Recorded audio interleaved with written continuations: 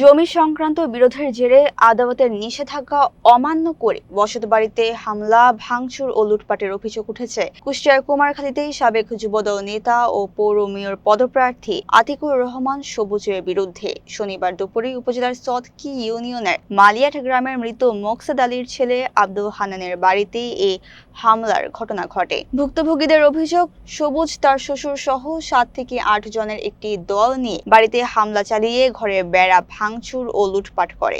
বাধা দিতে গেলে হান্নানের স্ত্রীকে মারধর এবং পরিবারের সদস্যদের প্রাণনাশের হুমকি দেওয়া হয়। এই ঘটনায় ভুক্তভোগী পরিবার 4 জনকে আসামি করে থানায় এজাহার দায়ের করেছে। তবে অভিযুক্ত সবুজ এই ঘটনার সঙ্গে জড়িত নন এবং তাকে ফাঁসানো হচ্ছে বলে দাবি করেছেন। কুমারখালী থানার অফিসার ইনচার্জ জামাল উদ্দিন জানিয়েছেন, অভিযোগের বিষয়টি তদন্ত করে প্রয়োজনীয় আইনি ব্যবস্থা গ্রহণ করা হবে।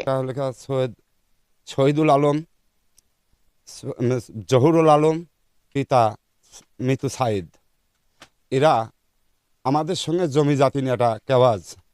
জমি মনে করেন যে 2 দাগে, 1 দাগে 16 শতক, 1 দাগে আছে হলে 12 শতক, 1 দাগে আছে 12 শতক। এই 12 শতক আর 16 শতক 28 শতক জমি। ওনার রেজিস্ট্রি আছে হলে 14 শতক। এই যে মূল মালিকের যে জমি, আমি ওয়ারিশ শত্রু। এই মূল মালিকের যে জমি, ওনার নাম হচ্ছে মানিক ব্যাপারী। মানিক ব্যাপারীর 4 কন্যা 2 মেয়ে, 4 মেয়ে 2 ছেলে। এই 2 ছেলে 14 শতক জমি ওই দাগে বিক্রি করে যায়, আর 4 কন্যা 14 শতক জমি পাবে। এই 4 কন্যার সন্তানরা ওনারা মালিয়েটে খায়, আমি এখানে ভোগ দখল খাই। বুঝতে পেরেছেন? এর ভিতরে উনি 1 দাগে ভোগ দখল নেবে। ওনার যে 28 শতক কিনা আছে এটা ভুল না, 28 শতক কিনা আছে এটা সত্য। রাস্তার ওই পিটি মালিয়াট মৌজা, একই মালিয়াট মৌজায় জমি আরও 5 দাগ তুলে এই 2 ছেলে রেজিস্ট্রি করে দিয়ে যায়। দেখেন, ওনার যে রেজিস্ট্রি আছে এটা সত্য। উনি তাহলে যে দাগে রেজিস্ট্রি আছে সেখানে যাবে, আর যেখানে রেজিস্ট্রি নাই সেখানে সে কেন খাওয়ার দাবি করবে?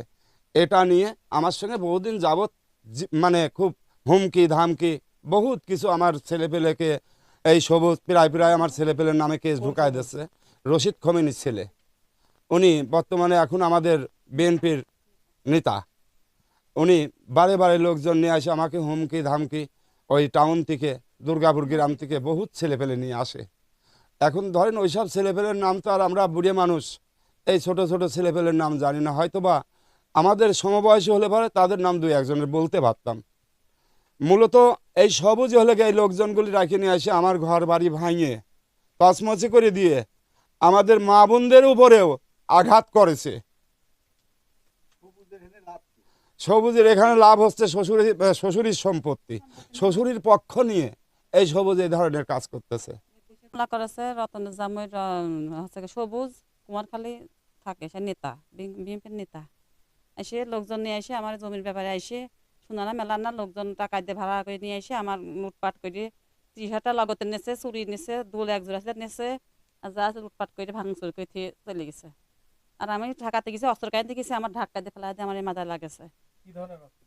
বেকি ছিল, হাসিয়ে ছিল, মেলা রকমের অস্ত্র ছিল, দিয়ে এসব কাটাকুটি করেছে। আমি পা যা ধরতেছে, হা যা ধরতেছে, বাবারে শোনারে তোরা কাটিয়ে না।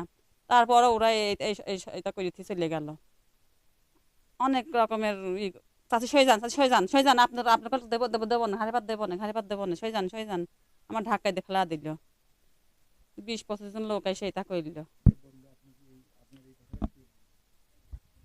আমি বলতেছি রতনের জামাই সবুজ। ওখানে হ্যাঁ ছেলে পেজন ছিল, ও পাশের দাঁড়া থেকে এটা করাচ্ছে। এই পাশের দাঁড়া ছিল, পিছনে দাঁড়া ছিল, আর ওই সব হেঁটে ভাঙচুর করতে রাস্তার পাশ ছিল। ভিতরে আসে মানে হামলা ঢামলা করে, কাঁপানি করে, আমরা ঠেকা দিয়ে গেছি, আমারও ধাক্কা ধুকে মারেছে। নেতৃত্বে তো সবুজ, কুমারখালীর সবুজ নেতা সবুজ, যুবদলের সবুজ।